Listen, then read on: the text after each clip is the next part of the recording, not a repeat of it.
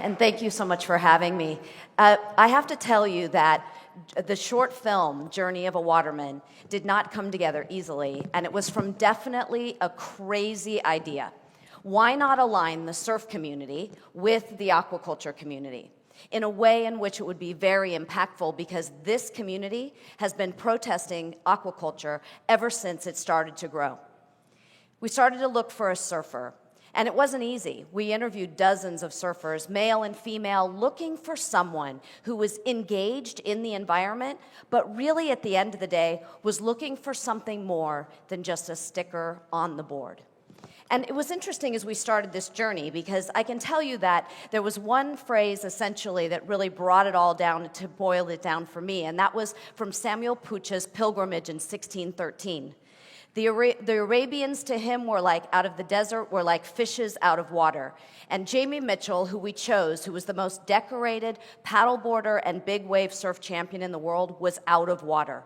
From Sydney to Honolulu to San Francisco to Dallas to Santiago to Puerto Montt to Malinka, I'm pretty sure that he was tired, he was grumpy, he was not ready for the journey, and I, like in the Academy Award-winning Shape of Water, was essentially looking for a bathtub to put him in, because I think his scales were drying out as we spoke. On the boat, it wasn't easy. Within an hour of him making this journey with us to film, he had faced protests, he had actually faced social media outrage, and he was ready to leave. So the journey had not come easily for him, and we were pretty sure he was going to go.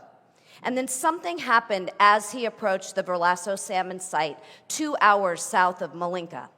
I don't want to say that he changed his mind that quickly, but I saw his skin begin to soften, quite literally and figuratively.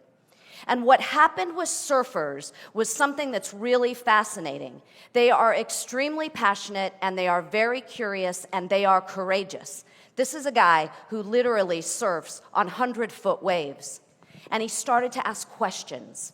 He started to look in this 3-month journey at all of the aspects of who we are, literally lifting up the hood and saying, what is going on here?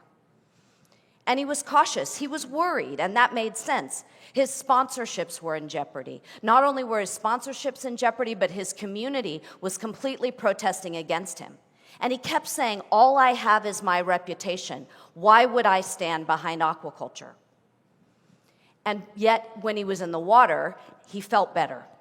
Whether the fish were wild or whether they were raised, I don't know if you know about surfers, but the reality is they feel an energy, emotion in the water. And he saw that whether he was on the farm or whether he was out in the open ocean. He claimed, literally, that the ocean had healed him from debilitating asthma as a child, and he felt a commitment now to helping the ocean be protected.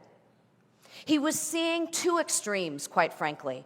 He was being protested against, and he was hearing a lot of information from companies and organizations.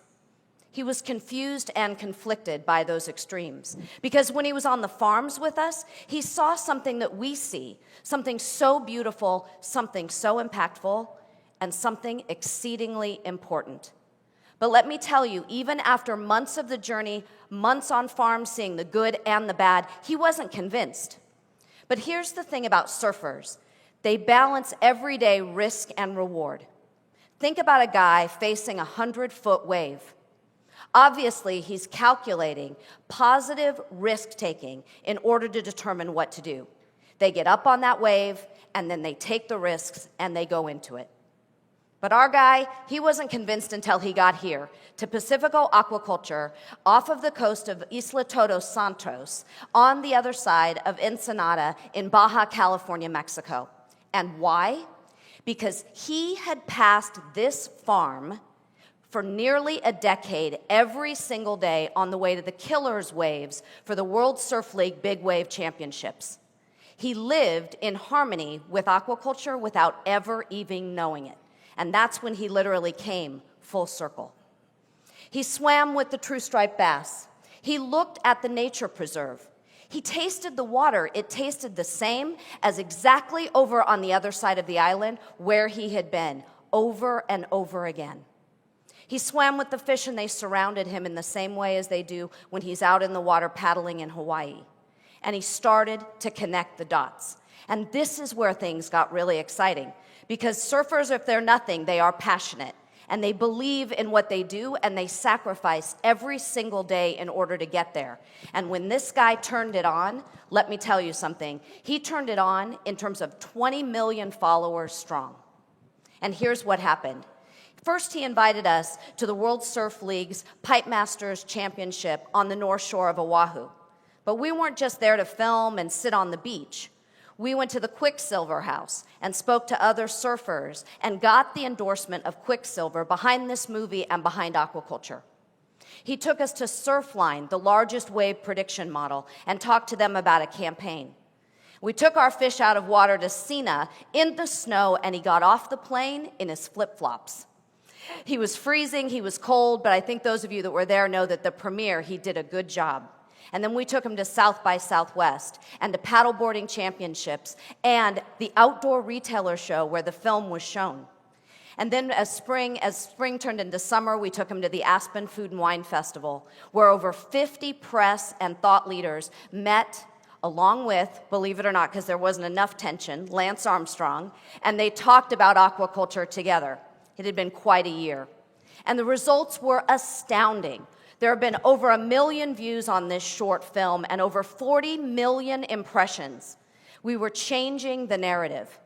In the words of Mother Teresa, I cannot stand alone and change the world, but I can take a stone, I can throw it across into the water, and I can create a ripple.